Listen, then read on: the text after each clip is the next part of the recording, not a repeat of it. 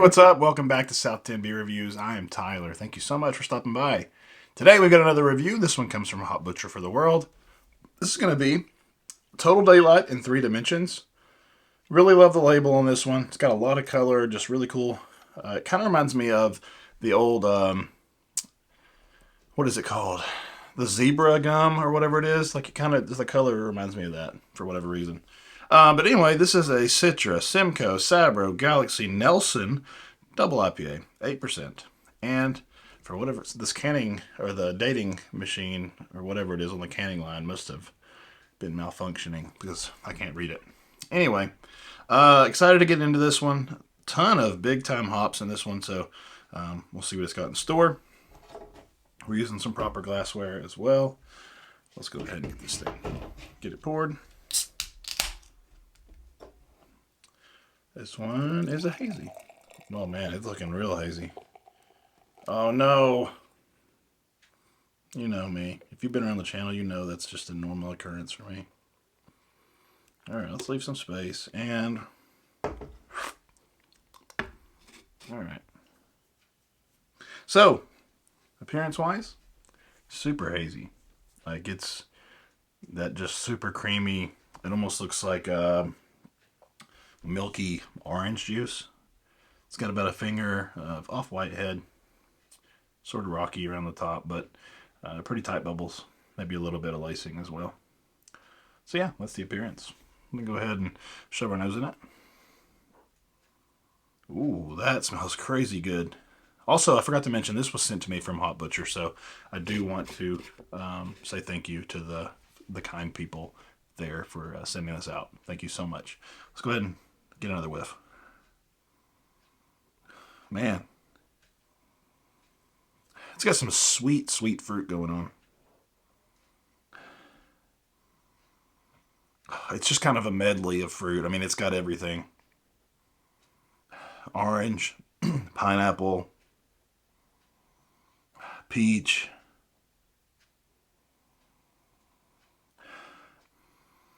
I'm getting a little bit of a grapiness. Grapiness. Sounds a little too close, right? Oh man, it's got some sweet fruit though. Sweet stuff. I'm getting a little bit of a cantaloupe type of thing too. Honeydew melon. It's got a little bit of a sweet maltiness. Just a slight dankness. It's really just a juice bomb type of aroma. So that's kind of what I'm expecting out of this one. But let's go ahead and dive in. Let's do this.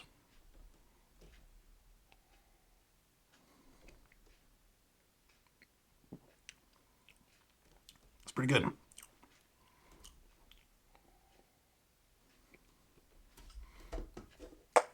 Should I start doing this? I found this light where you can see what the color actually looks like with a light. Nah, probably won't do that. Just thinking of ideas like middle of video. Anyway, we'll see. Yeah, I'm definitely getting the Nelson.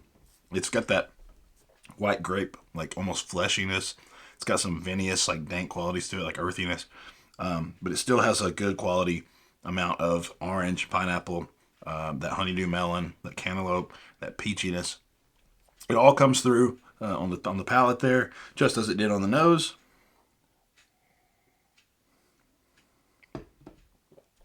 Decent body, somewhere around medium.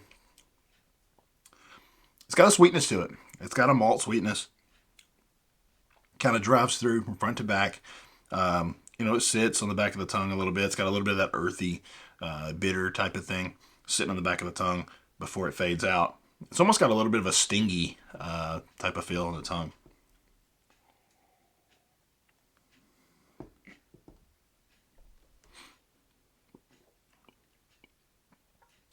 I'm getting some zesty type of citrus as well. Maybe a little bit of like an orange peel type of bitterness right up front.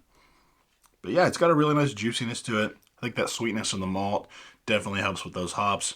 It gives it a lot of that sweet fruitiness. I feel like I am getting a tiny bit of like a coconutty vibe from the Sabro.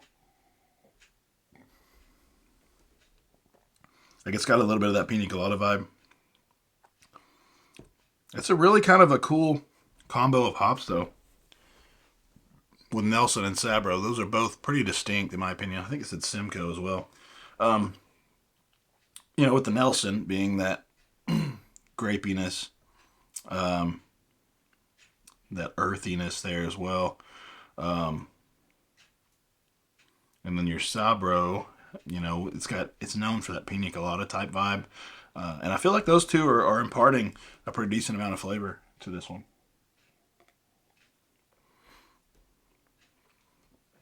Yeah, pretty decent one though. Alcohol's 8%, pretty well hidden. I think you can tell it's a slightly bigger beer. Not boozy. It's just that sweetness. That's what it makes me kind of feel. So decent stuff. Let's check out the tasting notes. Tropical medley, dank berries, and fresh citrus. Yeah, I don't know about those berries. I didn't really pick up on much berry. Yeah, I don't know about that. Anyway, this is Total Daylight in 3 dimensions. As for a rating on this one, I don't know. It's not amazing or anything. It's pretty solid. I would probably just go with a solid 4.1, somewhere around there. I think that's pretty fair. You know, it's not, you know, anything that I haven't had or anything to write home about, but it's still quality, and that's what Hop Butcher does. They always do quality stuff, and that's what keeps people coming back. I mean, it's solid, super tasty beers. You know, some of them are out of this world. Some of them are more, you know, more mediocre, I guess you could say, or that kind of sounds bad. More just like run of the mill type of, you know, good hazy IPAs. But man, it's just the consistency of their stuff.